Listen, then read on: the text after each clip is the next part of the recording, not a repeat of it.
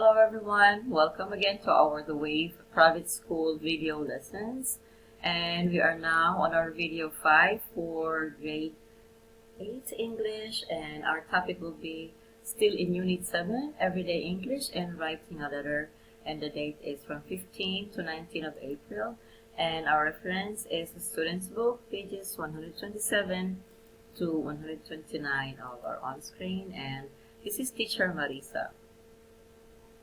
So the objectives for this lesson is for students to be able to match synonymous phrases for asking satisfaction or dissatisfaction. And number 2, to analyze rubrics and models and write a letter about your neighborhood. And then the weekly plan will be here, so please be guided by it.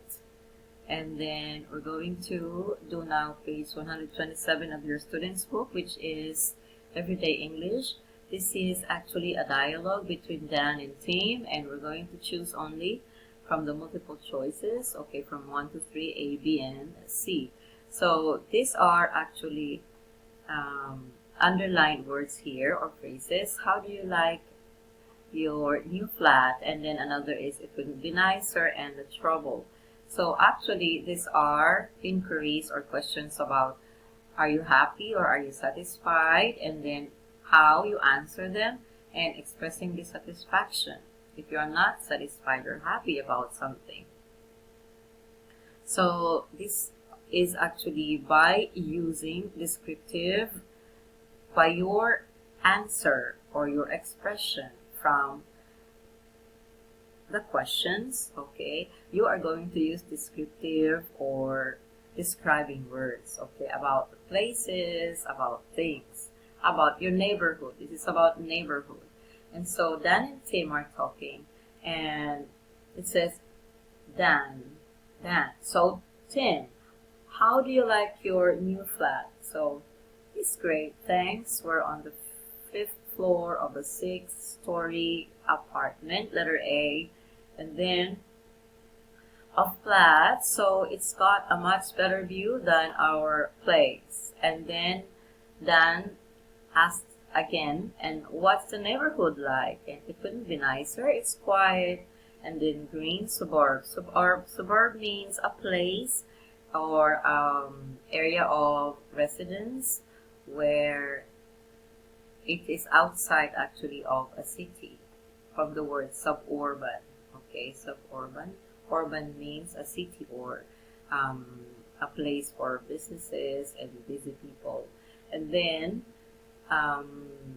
there's a basketball court. So letter C is the answer here. And then here, the trouble is my house is too far away from school now to walk. So I have to catch 2 buses. It takes me nearly an hour, so it's not very convenient. And then Dan said, oh, that's too bad. And so the underlined phrases here, you can replace them with the phrases here, okay, in the language box. So it's up to you. I have played some examples here. Like, are you satisfied with, instead of how do you like your new flat, or how do you find your new flat? And then it's good, thanks. Instead of it couldn't be nicer, you can say it's good, thanks, or it couldn't be better, thanks. And then the trouble is, or I'm not satisfied as my house is far from the school, or I'm not satisfied because my house, etc. And then instead of, you can also say there's a problem with, okay, so, or it's not as good as my old flat. Okay, now next we are going to do activity 5. Okay, our dialogue here is missing questions and answers. So shall we go to the amusement park in number 1? And then the answer here is sounds great. And then number 2, he's very friendly. Now what is the question? What's Tom like? Okay, A. And then in number 3, the answer here is yes, the changing rooms are in front of the cash desk. And the answer here is, can I try these jeans on? So that is the question. Number 4, have you met the new neighbors yet? And then it says, I haven't had a chance. So the answer is letter A. So the rubric analysis is this. So you're going to analyze, actually, before you do the writing about your neighborhood, you are going to, or you have moved to a new neighborhood, and then you write a letter to your English speaking friend, around 50 to 100 words, and then you're going to say why you have moved, and then describe your place or your neighborhood, and then invite your friend to visit. And then these are the questions which should guide you in writing. After the writing, you check if you have answered from 1 to 6. And then here is the modal analysis. Okay, this is actually how your letter will look like, and you can even stick also a picture. You're going to write it in the notebook, okay, the letter, and let's try to read the model and match the paragraphs to the headings. Actually, we've done this in the previous unit, so when we say invitation or closing remarks, it is at the end of a letter. So it's letter C here, and the number 2, opening remarks, opening of course at the beginning, so it's A. And the number 3, reason you moved, okay, so the description of your neighborhood, which is in letter B. So number 3 is B. Now let's go to contractions. Contractions are actually another term for informal style. So we make shortcuts for pronouns and verbs and not. So I am, was, were, and then will also, and then had and has and have or has, or will not. Say will not is won't. Okay, as example. So other term for contractions is informal style for everyday communication. When we talk to other people, we basically just use the common phrases or expressions. And formal style for formal writing, like when you are writing letters of responses or invitations, or like in the office work, in office works, okay, we use formal letters. And then page 128 of your student's book. Now this is the informal style of communicating, like everyday language, and then colloquial expressions or idiomatic expressions. Okay, this is notebook activity for number 3. Now this one, colloquial expressions are informal phrases or sentences. For example, what's up?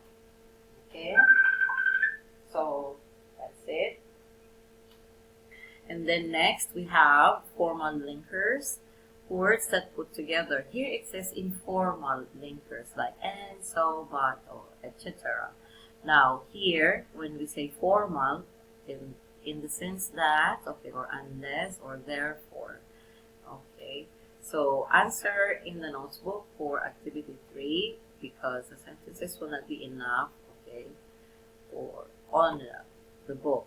Number 4, replace the underlined sentences now in Steve's letter with other appropriate ones in the usual language box. So these are the suggested answers, okay?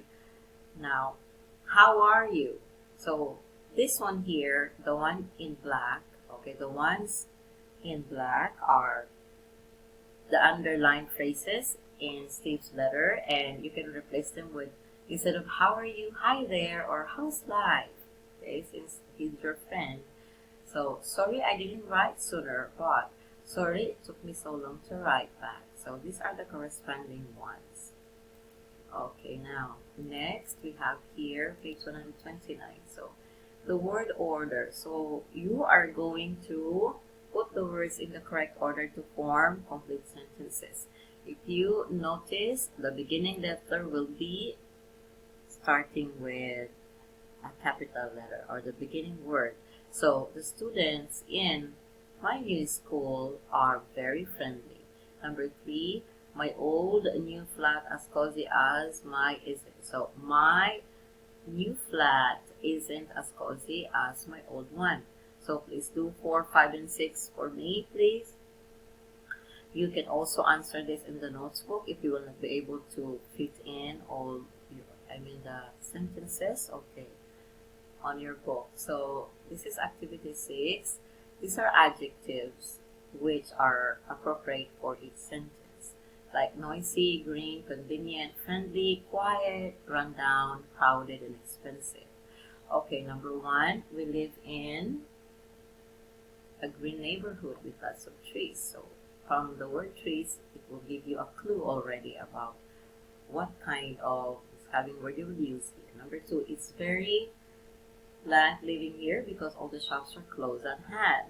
So meaning convenience, meaning it's easier to buy things, or if you need something, you don't have to go far. Number 3, Tom lives on a main road with heavy traffic. So it's very noisy. Number 4, Kensington is one of the most expensive neighborhoods because it costs £2 million. And the answer here is expensive. Number 5, there's not enough entertainment in my area, so it's too quiet.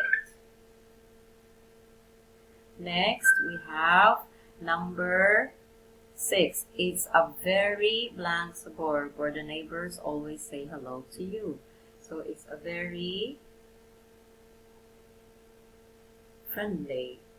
Okay, number 7, the city center is always crowded with shoppers and tourists. So crowded meaning a lot of people.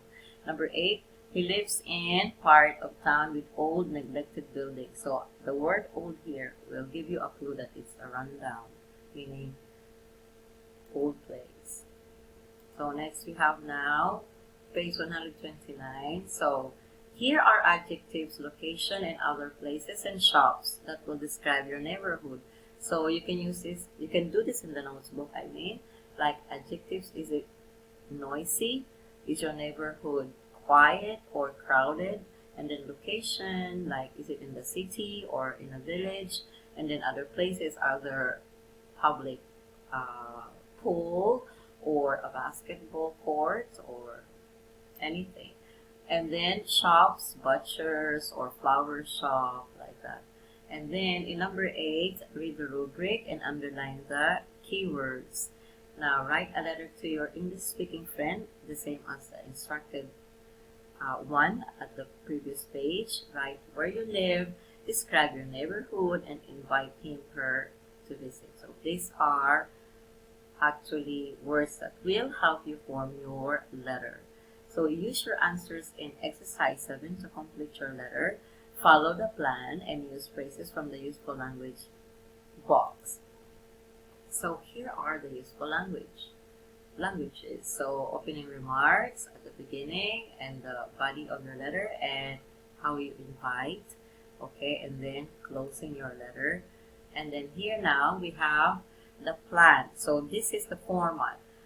Say hi friends, first name, what is the name of your friend you intend to write, and then paragraph 1, 2, and 3. So these are phrases that you can use. Okay, now next, checklist. After you have written, you have to check if you are able to comply with the correct rubric or model. Like these are the questions actually in the rubric analysis. Analyze if you have done the correct way of writing about your neighborhood.